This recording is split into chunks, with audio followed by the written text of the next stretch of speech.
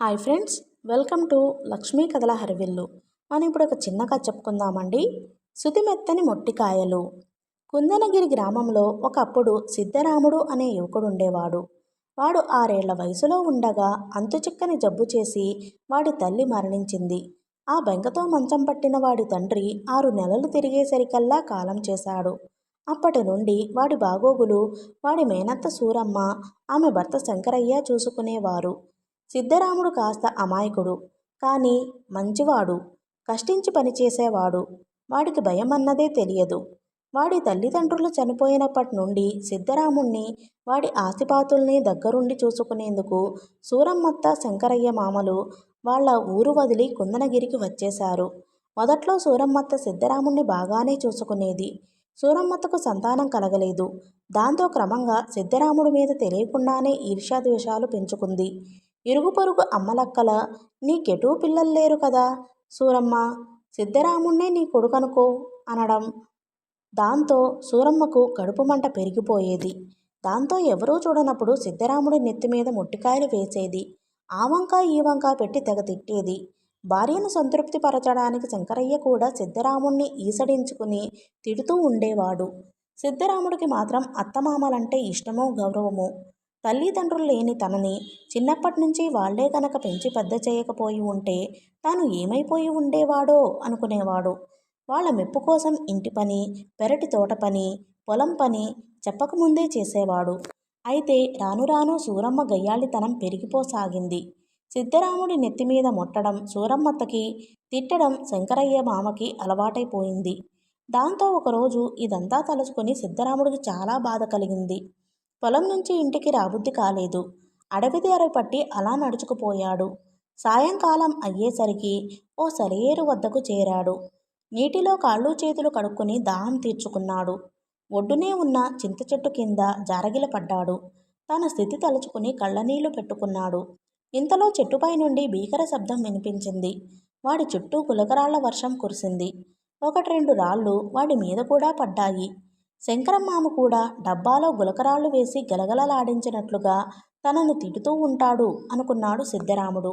అంతలో టపటపా చింతకాయలు రాలి వాడి నెత్తిమీద పడ్డాయి. మేనత్త మొట్టికాయలు ఇలానే ఉంటాయి కదా అనుకునే సరికల్లా అంత బాధలోనూ వాడికి నవ్వు వచ్చింది. వెంటనే చెట్టు మీద నుంచి గబిల్లున వాడి ముందుకు దూకింది ఓ దయ్యం. పొట్టిగా లావుగా ఉన్న ఆ దయ్యం సిద్ధరాముణ్ణి భయపెట్టడానికి అన్నట్టుగా వికృతంగా అరుస్తూ వింత చేష్టలు చేసింది.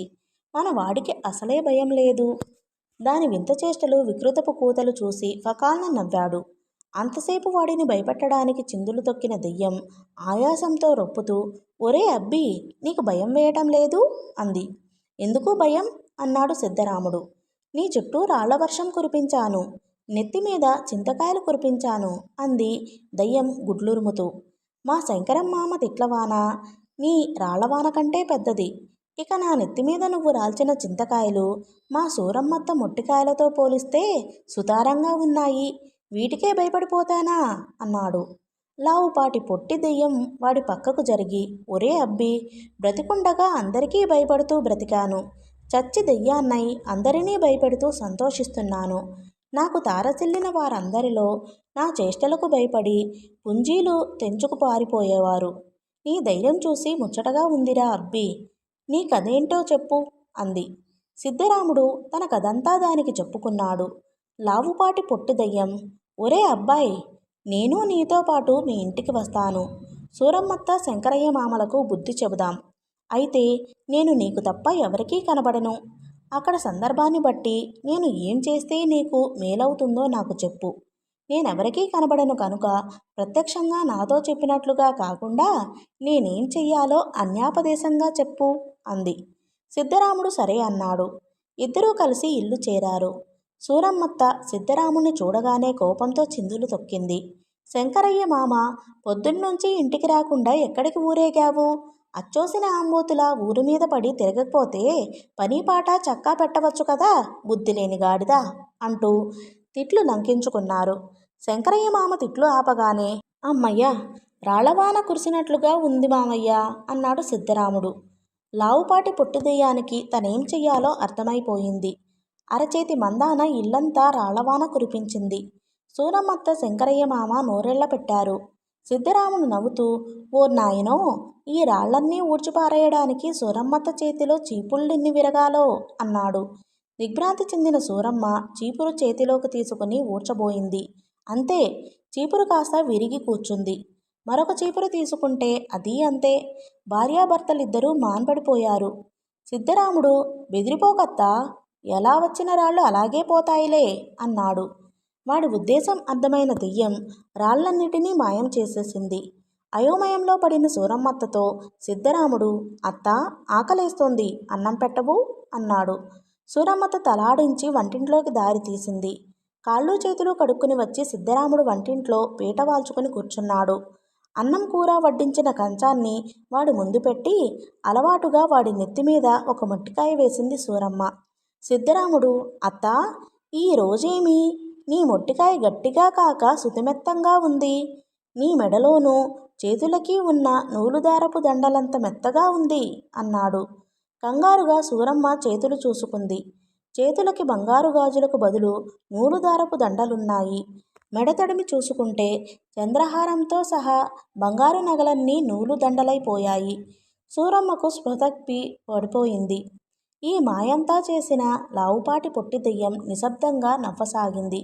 సూరమ్మ కేక విని శంకరయ్య పరిగెత్తుకు వచ్చాడు. పరిస్థితి అంతా చూసి సిద్ధరాముడి చేతులు పట్టుకుని, రాముడు, నువ్వు గాని మాయమంత్రాలు నేర్చుకున్నావేమిట్రా?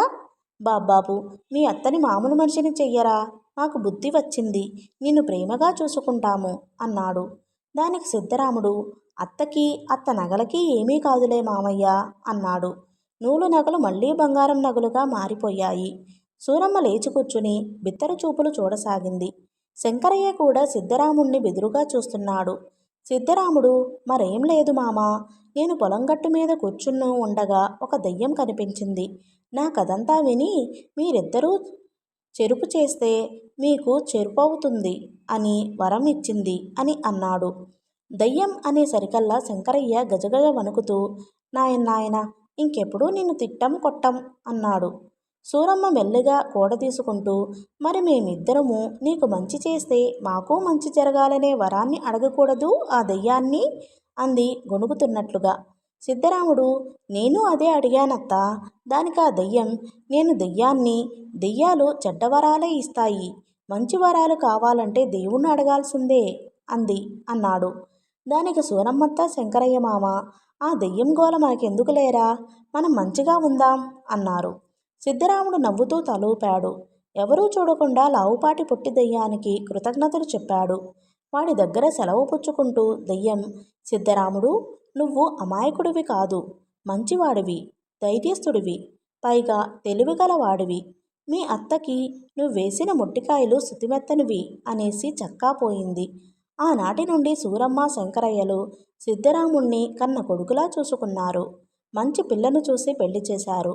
సిద్ధరాముడు వారిని కన్నవారిలాగే ఆదరించాడు. కథ సమాప్తం.